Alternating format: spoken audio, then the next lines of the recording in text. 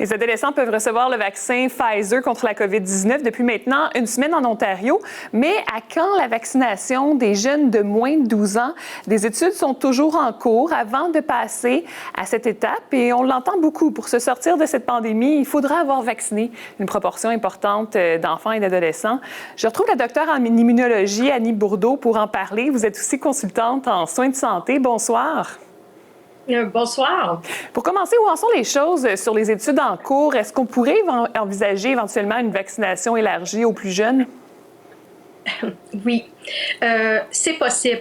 Car présentement, les études qui ont été faites pour les 12, 15 ans, 16 ans, 25 ans sont très concluantes. Ces données de Pfizer-BioNTech montrent que le vaccin contre la COVID-19 semble fonctionner très, très bien dans ces deux groupes d'âge-là et même qui peuvent s'apparenter à l'immunité obtenue chez les adultes. Cependant, c'est plus compliqué de faire des essais chez les enfants. On ne veut pas, et les compagnies pharmaceutiques ne veulent pas dire que un enfant est un mini-adulte. Alors, il y a différents groupes d'âge, donc on peut s'attendre les prochaines études qui soient du groupe d'âge 2 à 11 ans.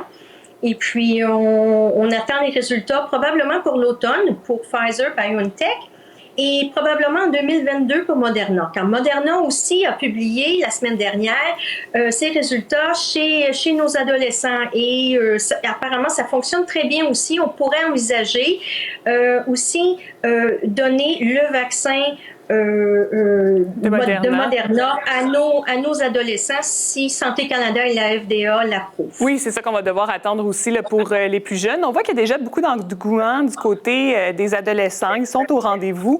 À quel point, quand on se rendra là, celle des enfants de moins de 12 ans va être tout aussi importante là, pour atteindre l'immunité collective? Malgré, les enfants constituent seulement 18 de la population de l'Ontario, de 18 à 20 et seulement 10,8 ont été infectés par le virus à la COVID-19. Et c'est toujours par contact étroit. Cependant, pour avoir l'immunité collective de 70 à 75 vous voyez ici que les chiffres, on a besoin de cette population-là pour atteindre notre immunité collective. Et tout ça s'inscrit dans un retour à la vie normale, soit aller à l'école, soit participer à des sports de groupe ou même aussi juste voir ses amis. Oui, justement, vous parlez des écoles. Est-ce qu'avec la vaccination des adolescents qui viennent commencer, on peut s'attendre à avoir des effets peut-être à la rentrée scolaire en septembre, peut-être moins d'éclosions déjà?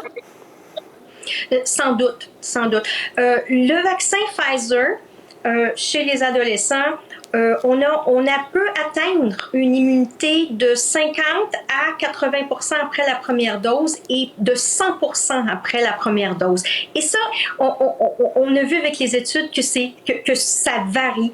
Mais comme on veut vacciner tous nos adolescents avant le mois de septembre, et c'est ce qui a été annoncé la semaine dernière, c'est réellement une excellente nouvelle et une excellente stratégie.